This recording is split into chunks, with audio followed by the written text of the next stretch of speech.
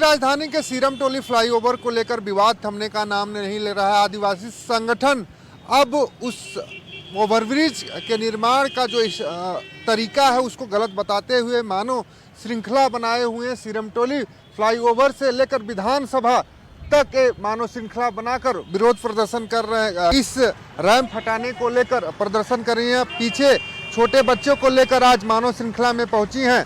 क्या लगता है कि मुख्यमंत्री और प्रशासन आप लोगों की मांगों को मानेगा और जो रैंप हटाने या आगे बढ़ाने की आप लोग बात कर रही हैं, सरना स्थल बचाने की जो बात कर रही हैं, उस पर अमल होगा? हाँ, होना चाहिए। अब हम लोग इतना प्रयास कर रहे हैं, बच्चा लेकर धूप में खड़े हुए हैं, तो सरकार को तो थोड़ा सा हम लोग मदद करना चाहिए हम लोग को सरना स्थल बचाने के लिए। हेमंत सोरेन को भी सोचना चाहिए कि आज से नहीं, हम लोग बहुत पीढ़ी से हम लोग उस सरना स्थल में हम लोग उसको बचाने के लिए हम लोग प्रयास कर रहे हैं, लेकिन आज तक हम लोग का सुनवाई अभी तक नहीं दिया। देखिए, और कई महिलाएं हैं प्रदर्शन कर रही हैं और इस जो मानव श्रृंखला है, इस मानव श्रृंखला में झारखंडी परंपरा दिखाई दे रही है।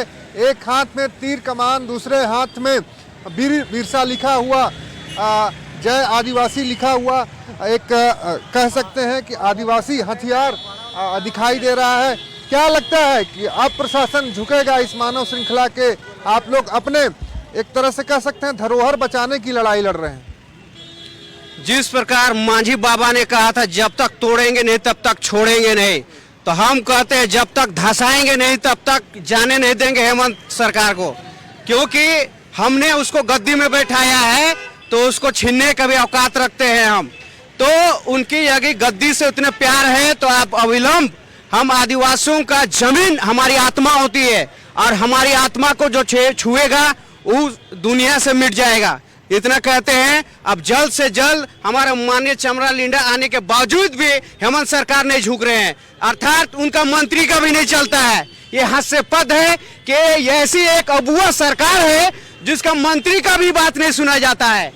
बोला था कि एक दिन में जेसीबी चला के हटा दिया जाएगा, तो हमारे संस्कृति हमारे पहचान से खिलवाड़ कर रही है और इसका नतीजा अबुआ सरकार को भुगतना होगा। ये बबुआ और दिकुआ सरकार है, ये हमारा अबुआ सरकार नहीं। आप उसको इसका नतीजा भुगतना होगा।